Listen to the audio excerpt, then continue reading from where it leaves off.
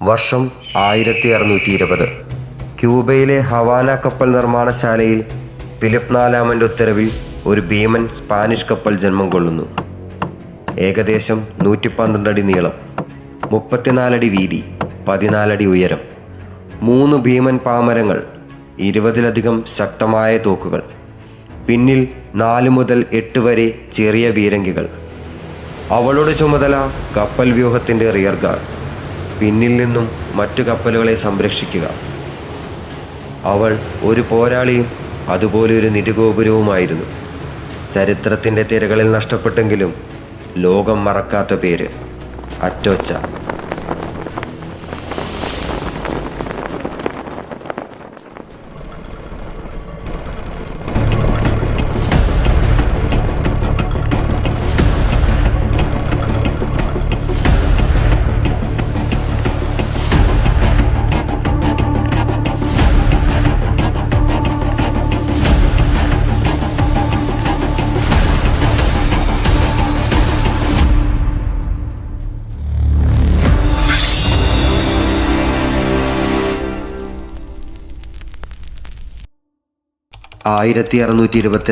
September 4, 28 കപ്പലുകളോടൊപ്പം അറ്റോച്ച ഹവാനയിൽ നിന്ന് സ്പെയിനിലേക്ക് പുറപ്പെട്ടു.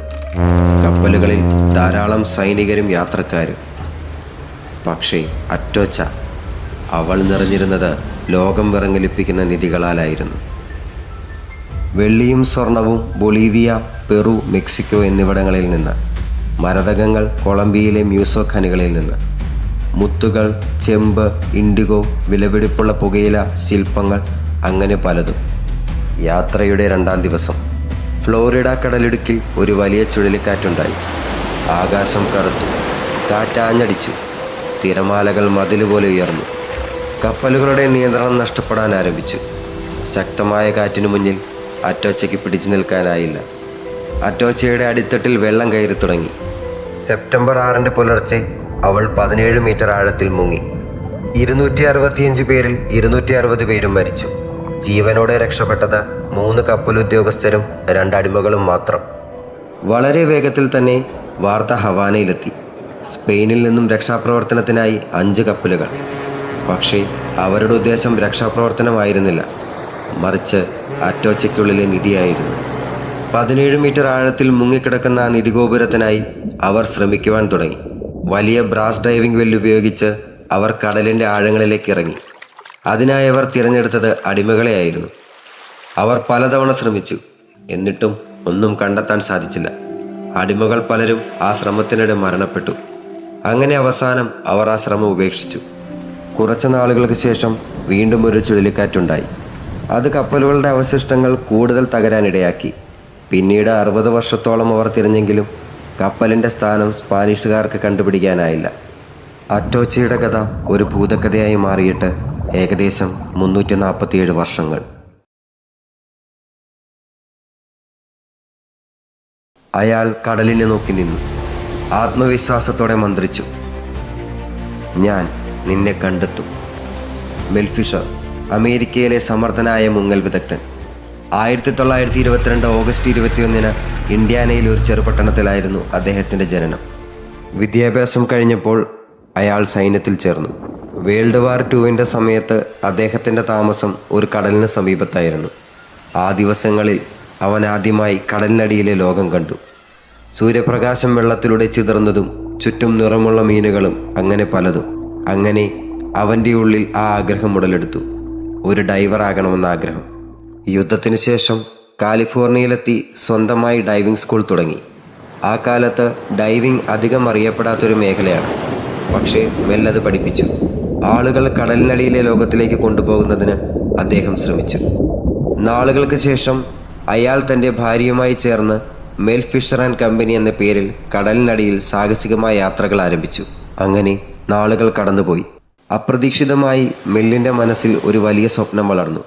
കടലിൻ്റെ ഇരുട്ടിൽ മറഞ്ഞു കിടക്കുന്ന നിധികൾ കണ്ടെത്തണം. കപ്പലുകൾ, ചരിത്രം, ഭൂപടങ്ങൾ.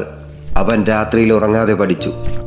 ഒരു ദിവസം അവൻ അറ്റോച്ചയുടെ കഥ കേൾക്കാനിടയായി. 400 വർഷം പഴക്കം, കോടികൾ വിലമതിക്കുന്ന നിധികൾ. എല്ലാവരും അദ്ദേഹത്തെ അപ്പോഴും നിരുത്സാഹപ്പെടുത്തിക്കൊണ്ടിരുന്നു. അയാളുടെ നിശ്ചയദാർഢ്യത്തിനു മുന്നിൽ ആ വാക്കുകളൊന്നും അയാൾക്കൊരു തടസ്സമായിരുന്നില്ല. മെൽ ഒരു ചെറിയ പുഞ്ചിരിയോടെ സ്വയം പറഞ്ഞുകൊണ്ടിരുന്നു, അത് കണ്ടെത്തും വരെ ഞാൻ നിർത്തില്ല. 1969 അദ്ദേഹത്തിൻ്റെ കുടുംബവും സുഹൃത്തുക്കളും ഒരുമിച്ച് അറ്റോച്ചയിലെ നിധിക്കായി മാറ്റക്കുംബെ കീവ്സ് എന്ന ദ്വീപിലേക്ക് മെറ്റൽ ഡിറ്റക്ടറുകളും സ്വിമ്മിംഗ് സ്യൂട്ടുകളും മറ്റുപകരണങ്ങളുമായി യാത്ര തിരിച്ചു. അങ്ങനെ അവർ ഏകദേശം 1 വർഷത്തോളം 1,00,000 മൈലുകളോളം സഞ്ചരിച്ചുവെങ്കിലും അപ്പോഴും അവർക്ക് കണ്ടെത്താനായില്ല. എങ്കിലും അയാൾ സ്വയം പറഞ്ഞുകൊണ്ടിരുന്നു, അത് കണ്ടെത്തുന്നതുവരെ ഞാൻ നിർത്തില്ല. പിന്നീട് കുറച്ച് നാളുകൾക്ക് ശേഷം മെല്ലിൻ്റെ സുഹൃത്തായ യുജീൻ ലയോൺ എന്ന ചരിത്രകാരൻ മുങ്ങിത്താണ കപ്പലിനെക്കുറിച്ച് പഠിക്കാനായി സിവില്ലയിലെ സ്പാനിഷ് ആർക്കൈവിലെത്തി. ഗ്രന്ഥങ്ങൾ മറിച്ചു നോക്കുന്നതിനിടയിൽ അറ്റോച്ച മുങ്ങിത്താണ 4 വർഷങ്ങൾക്ക് ശേഷം രചിച്ച ഒരു ബുക്കിൽ കപ്പലിനെപ്പറ്റി പരാമർശിക്കുന്നതായി അദ്ദേഹത്തിൻ്റെ ശ്രദ്ധയിൽപ്പെട്ടു. മാർക്യുസാസ് കീസ് എന്ന സ്ഥലത്ത് ആ വർഷങ്ങളിൽ തിരച്ചിൽ നടന്നിട്ടുള്ളതായി അദ്ദേഹം മനസ്സിലാക്കി. ഈ വിവരം അദ്ദേഹം മെല്ലിനെ ധരിപ്പിച്ചു. പക്ഷേ ഇത് ഇപ്പോൾ തിരച്ചിൽ നടത്തുന്ന സ്ഥലത്ത് നിന്നും ഏകദേശം 150 കിലോമീറ്റർ അകലെയായിരുന്നു. മെൽ തൻ്റെ സകല സന്നാഹങ്ങളുമായി അങ്ങോട്ട് യാത്ര തിരിച്ചു. പക്ഷേ അവിടെ അവർക്കൊരു പ്രശ്നം നേരിട്ടിരുന്നു. വെള്ളത്തിൻ്റെ മുകൾ ഭാഗം തെളിമയുള്ളതായിരുന്നെങ്കിലും താഴോട്ട് പോകുന്തോറും അതങ്ങനെ ആയിരുന്നില്ല. ഡൈവർമാർക്ക് ഒന്നും തന്നെ വ്യക്തമായിരുന്നില്ല. വീണ്ടും വീണ്ടും തടസ്സങ്ങൾ നേരിട്ടുകൊണ്ടിരുന്നു. പക്ഷേ അപ്പോഴും മെൽ സ്വയം മന്ത്രിച്ചുകൊണ്ടിരുന്നു, അത് കണ്ടെത്തും വരെ ഞാൻ നിർത്തില്ല. മെൽ ഗാഢമായി ചിന്തിക്കാൻ തുടങ്ങി.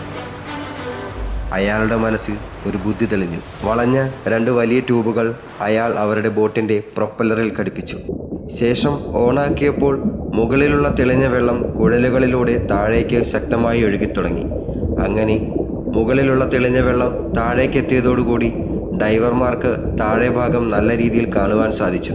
കൂടാതെ കുഴലിലൂടെ എത്തുന്ന ജലത്തിൻ്റെ ശക്തി താഴെ തട്ടിലുള്ള മണലുകൾ മാറ്റി മണലിനടിയിലുള്ള വസ്തുക്കളെ കാണുന്നതിന് അവരെ സഹായിച്ചു. 1971 ഒരു ദിനം അതിരാവിലെ തന്നെ അവർ വീണ്ടും നിധിക്കായി അന്വേഷണം ആരംഭിച്ചു. അപ്പോഴാണ് മണൽത്തരികൾക്കിടയിൽ ഒരു വലിയ നങ്കൂരം അവരുടെ ശ്രദ്ധയിൽപ്പെടുന്നത്. ആ വാർത്ത മെല്ലിന് ഒരു ശുഭപ്രതീക്ഷയായിരുന്നു. അവരുടെ അന്വേഷണം ശരിയായ ദിശയിലാണ് പോകുന്നതെന്ന് അങ്ങനെ അവർ മനസ്സിലാക്കി. അവർ പരിശോധന തുടർന്നുകൊണ്ടിരുന്നു. അങ്ങനെ അവിടെ നിന്നും വർഷങ്ങൾ പഴക്കമുള്ള കപ്പുകൾ, വാളുകൾ, പീരങ്കിയുടെ വെടിയുണ്ടകൾ, ഇരുമ്പാണികൾ, അങ്ങനെ പല വസ്തുക്കളും. ലഭിച്ച വസ്തുക്കൾ കിടന്നിരുന്ന സ്ഥലങ്ങൾ അടയാളപ്പെടുത്തി അവർ ഒരു മാപ്പ് നിർമ്മിച്ചു. തുടർന്നും അവർ അന്വേഷണങ്ങൾ നടത്തി. ഒരുപാട് വസ്തുക്കൾ ലഭിച്ചു. ആ ലഭിച്ച വസ്തുക്കൾ മാപ്പിൽ അടയാളപ്പെടുത്തിയതിൽ നിന്നും അവർക്കൊരു കാര്യം മനസ്സിലായി. കപ്പൽ ആ ചുറ്റുവട്ടത്ത് എവിടെയോ തന്നെയുണ്ട് എന്നവർക്ക് ബോധ്യമായി. വർഷങ്ങൾ കടന്നുപോയിരിക്കുന്നു. എന്നാൽ ഇതുവരെയുള്ള അന്വേഷണത്തിൽ നിന്ന് അവർക്ക് ഒന്നും തന്നെ കണ്ടെത്താനായില്ല. പണം, പരിശ്രമം, പരിഹാസം എല്ലാം വെറുതെയാകുമോ എന്ന സംശയം അവരിൽ അലയടിച്ചു. 1973 കടലിനടിയിലെ ഇരുട്ട് അഗാധമായിരുന്നു. മെൽഫിഷറിൻ്റെ ഡൈവർമാർ മാഗ്നോമീറ്റർ ഉപയോഗിച്ച് മണലിൽ മറഞ്ഞ നിധികൾ തേടി നടന്നു. ഒരു ഡൈവർ തിരമാലകളാൽ മൂടപ്പെട്ട ഒരു പാറയുടെ അടുത്തേക്ക് നീങ്ങി. കയ്യിലെ എയർലിഫ്റ്റ് പ്രവർത്തിപ്പിച്ചപ്പോൾ അവിശ്വസനീയമായൊരു തിളക്കം. മണലിനടിയിൽ വലിപ്പം കൂടിയ 3 വെള്ളിക്കട്ടികൾ. അതിന്മേൽ പതിഞ്ഞിരിക്കുന്നത് സ്പാനിഷ് രാജാവിൻ്റെ മുദ്രയും 1621 എന്ന വർഷവും. കൂടാതെ കുറച്ച് വെള്ളി നാണയങ്ങളും അവർക്ക് ലഭിച്ചു. അവർ നങ്കൂരം കണ്ടെത്തിയ സ്ഥലത്തു നിന്നും കുറച്ച് ദൂരെ നിന്നാണ് ഇവർക്കിത് ലഭിച്ചത്. ബോട്ടിലേക്ക് ആ വെള്ളിക്കട്ടകൾ കയറ്റിയപ്പോൾ മെല്ലത് തലോടി നിന്നു. വെള്ളിയുടെ തണുപ്പും ഭാരവും അയാളുടെ കൈപ്പത്തികളിലൂടെ ചരിത്രത്തിലേക്ക് ഒഴുകി. കണ്ണുകൾ നിറഞ്ഞു. മെൽ പറഞ്ഞു, ഇതൊരു തുടക്കം മാത്രമാണ്. അത് അവരുടെ അന്വേഷണത്തിലേക്കുള്ള ഒരു ശുഭപ്രതീക്ഷയായിരുന്നു. ഏകദേശം 85 ലക്ഷം രൂപയോളം വിലമതിക്കുന്നതായിരുന്നു അത്. പക്ഷേ ആ വെള്ളിക്കട്ടകൾ അറ്റോച്ചയിൽ നിന്ന് തന്നെ ഉള്ളതാണോ എന്നതിന് അവർക്കൊരു സ്ഥിരീകരണം ആവശ്യമായിരുന്നു. അതുകൊണ്ട് തന്നെ അവർ കപ്പലിൻ്റെ കാർഗോ മാനിഫെസ്റ്റ് പരിശോധിച്ചു. അതിൽ കപ്പലിനുള്ളിലെ വെള്ളിക്കട്ടകളുടെ തൂക്കവും സീരിയൽ നമ്പറുകളും ഉണ്ടായിരുന്നു. അങ്ങനെ അവർ അവ അറ്റോച്ചയിൽ നിന്നുള്ളത് തന്നെയെന്ന് ഉറപ്പിച്ചു. അങ്ങനെ കണ്ടെത്തിയ നിധിയിൽ നിന്നും അവർ നിധിയുടെ തുടരന്വേഷണത്തിനായി ഒരു സോണാർ ഡിറ്റക്ടർ വാങ്ങിച്ചു. അന്വേഷണം പുനരാരംഭിച്ചു. അങ്ങനെ ഇരിക്കുമ്പോഴാണ് ഫ്ലോറിഡ ഗവൺമെൻറ് മെല്ലിനെതിരെ തിരിയുന്നത്. മെൽ കണ്ടെത്തിയ നിധി ഫ്ലോറിഡ ഗവൺമെൻറ്റിൻ്റെ ഉടമസ്ഥതയിലുള്ളതാണെന്ന് അവർ വാദിച്ചു. മെൽ അതിനെ നിയമപരമായി നേരിടാൻ തീരുമാനിച്ചു. അപ്പോഴും മെല്ലിൻ്റെ ക്രൂ തിരച്ചിൽ തുടരുകയായിരുന്നു. അവർക്ക് ഇത് കൂടാതെ പല വസ്തുക്കളും ലഭിച്ചു. 1975 ജൂലൈ 20 അന്ന് നോർത്ത് വിൻഡ് എന്ന ചെറിയ കപ്പൽ തൻ്റെ ആ ദിവസത്തെ യാത്രയ്ക്ക് തയ്യാറെടുക്കുകയായിരുന്നു. അതിൽ മെല്ലിൻ്റെ 20 വയസ്സുകാരനായ മകൻ, കൂടാതെ കുറച്ച് ഡൈവർമാരും. അന്ന് കടൽ വിചിത്രമായി പെരുമാറി. തിരകൾ ഉയർന്നു, കാറ്റിന് വേഗം പിടിച്ചു. പെട്ടെന്ന് നോർത്ത് വിൻഡ് മുങ്ങിത്തുടങ്ങി. മൂവരും കടലിൻ്റെ ഇരുളിലേക്ക് മറഞ്ഞു, എന്നേക്കുമായി. ആ വാർത്ത കേട്ട് മെൽ ഞെട്ടി. അവൻ്റെ ഹൃദയം തകർന്നു. എന്നാൽ അദ്ദേഹത്തിൻ്റെ നിശ്ചയദാർഢ്യം അതിനെയും മറികടന്നു. അയാൾ അപ്പോഴും പറഞ്ഞുകൊണ്ടിരുന്നു, ഞാൻ തുടരേണ്ടതാണ്.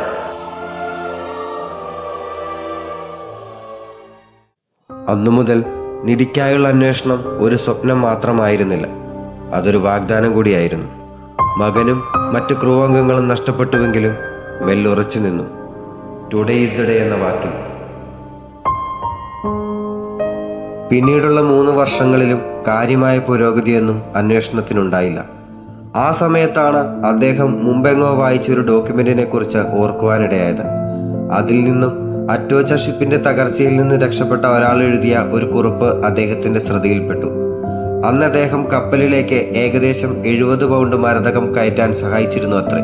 അങ്ങനെ മെല്ലിന് അറ്റോച്ചയിൽ സ്വർണത്തിനും വെള്ളിക്കും പുറമെ വിലപിടിപ്പുള്ള മറ്റെന്തൊക്കെയോ ഉണ്ട് എന്ന് വ്യക്തമായി. അതിനിടയിൽ മറ്റൊന്നുകൂടി സംഭവിച്ചു. 8 വർഷത്തോളമുള്ള നിയമ പോരാട്ടത്തിനൊടുവിൽ നിധിയുടെ 100% അവകാശം അദ്ദേഹത്തിന് തന്നെ ലഭിച്ചു. 1985 ജൂലൈ 20 ഫ്ലോറിഡ കീസ്. ആകാശം കറുത്തിരുണ്ടു. ഭയാനകമായ മഴയും കൊടുങ്കാറ്റും. കടലിൻ്റെ നീലാവരണത്തിനിടയിൽ മെൽ ഫിഷറിൻ്റെ മകനായ കെയ്ൻ ഫിഷർ ഡൈവിംഗ് ബെല്ലിലിരിക്കുന്നു. ചുറ്റും അഗാധമായ ഇരുട്ട്. ബാറ്ററി വിളക്കുകളുടെ മങ്ങിയ വെളിച്ചം മാത്രം. തിരകൾ ബെല്ലിനെ ആഞ്ഞടിച്ചു. അപ്പോഴാണ് മാഗ്നോമീറ്റർ ഉഗ്രമായി ബീപ്പടിക്കുന്നത്. കെയ്ൻ ആവേശത്തിൽ ചാടി എഴുന്നേറ്റു. ടീമിനോട് ആർത്തു വിളിച്ചു, ഇവിടെ ഈ മണ്ണിനടിയിൽ എന്തോ ഉണ്ട്. അവർ ഒരു ജെറ്റ് ബ്ലോവർ ഉപയോഗിച്ച് മണൽ മാറ്റാൻ തുടങ്ങി. ഒരു ഇരുണ്ട പാറപ്പുറത്ത് ആദ്യം കണ്ടത് ഒരു പച്ചക്കല്ലിൻ്റെ തിളക്കം. അതെ, ഒരു മരതകം. പിന്നെ മറ്റൊന്ന്, കുറച്ച് സ്വർണ്ണക്കട്ടകൾ. ചിലതിൽ സ്പാനിഷ് രാജാവിൻ്റെ മുദ്ര പതിഞ്ഞിരിക്കുന്നു. മണലിൽ അങ്ങിങ്ങ് സ്വർണ്ണ നാണയങ്ങൾ ചിതറിക്കിടക്കുന്നു. അതെ, ഇതത് തന്നെ, അറ്റോച്ച. ഒരു ഡൈവർ ആർത്തു വിളിച്ചു. കെയ്ൻ ബെല്ലിനരികിലേക്കെത്തി. റേഡിയോ യൂണിറ്റ് പിടിച്ചപ്പോൾ അയാളുടെ കൈകൾ വിറയ്ക്കുന്നുണ്ടായിരുന്നു. വർഷങ്ങളുടെ പരിശ്രമം, സ്വപ്നങ്ങൾ, എല്ലാം ഈ ഒരു നിമിഷത്തിനായി. ഡാഡ്, ഞങ്ങൾ കണ്ടെത്തി. അറ്റോച്ചയെ ഞങ്ങൾ കണ്ടെത്തി. ഇതാ, നിധികൾ അവളുടെ നെഞ്ചത്ത് തുറന്നിരിക്കുന്നു. നിധികളുടെ ഒരു പർവ്വമായിരുന്നു അത്. ഏകദേശം 40 ടൺ വെള്ളിയും സ്വർണവും. 32 കിലോ മരതകങ്ങൾ കടലിനടിയിൽ ഇരുട്ടിൽ നക്ഷത്രങ്ങൾ പോലെ പ്രകാശിച്ചു. സ്പാനിഷ് കാലത്തെ നാണയങ്ങൾ, സ്വർണ്ണാഭരണങ്ങൾ. ചരിത്രം ആ നിധികളിൽ ജ്വലിച്ചുകൊണ്ടിരുന്നു. ബോട്ടിനുള്ളിലിരുന്ന മെൽ ഫിഷർ റേഡിയോ മുറുകെ പിടിച്ചു. മുഖം സന്തോഷത്താൽ തിളങ്ങി. 16 വർഷം, ലക്ഷക്കണക്കിന് ഡോളർ കടം, ആളുകളുടെ പരിഹാസം, തൻ്റെ മകൻ്റെ വിയോഗം, എല്ലാം ഒരു നിമിഷത്തിൽ ഓർമ്മയിലുയർന്നു. കണ്ണുകൾ നിറഞ്ഞു. മറ്റു ക്രൂ അംഗങ്ങൾ അവനെ ചുറ്റിപ്പിടിച്ചു. മരണത്തിനും നഷ്ടത്തിനും മീതെയുള്ള വിജയം. 16 വർഷത്തോളം അദ്ദേഹം ആ നിധിക്കായി പരിശ്രമിച്ചു. കൊടുങ്കാറ്റുകൾ, സാമ്പത്തിക തകർച്ച, മനുഷ്യരുടെ അവഹേളനങ്ങൾ, ഒരു മകൻ്റെ വിയോഗം. എങ്കിലും മെല്ലിൻ്റെ മനസ്സ് മാറിയില്ല. ആത്മവിശ്വാസം കൈവിട്ടില്ല. ടുഡേ ഈസ് ദ ഡേ എന്ന് അയാൾ മന്ത്രിച്ചുകൊണ്ടിരുന്നു. മെല്ലിൻ്റെ സ്വപ്നം ആ ദിവസം യാഥാർത്ഥ്യമായി. അവരുടെ സന്തോഷം സമുദ്രത്തിൽ പ്രതിധ്വനിച്ചു. 347 വർഷത്തെ രഹസ്യത്തിന് അന്ത്യമായിരുന്നു അത്. 1998 മെൽ ഫിഷർ മരണപ്പെട്ടു. 2011 അയാളുടെ സംഘം $5 ലക്ഷം വിലമതിക്കുന്ന ഒരു മരതക മോതിരം കണ്ടെത്തി. 2014 അറ്റോച്ച ലോകത്തിലെ ഏറ്റവും വിലപിടിപ്പുള്ള നിധി കണ്ടെത്തിയ കപ്പലായി ഗിന്നസ് റെക്കോർഡിൽ ഇടം പിടിച്ചു. അറ്റോച്ച ഇന്നും കടലിനടിയിൽ വിശ്രമിക്കുന്നു. പക്ഷേ അവളുടെ കഥ ഇപ്പോഴും മനുഷ്യരുടെ ഹൃദയത്തിൽ അലയടിച്ചുകൊണ്ടേയിരിക്കുന്നു. കാരണം ചില യാത്രകൾ അങ്ങനെയാണ്. അവ അനന്തമായ തിരകളിൽ ജീവിക്കും.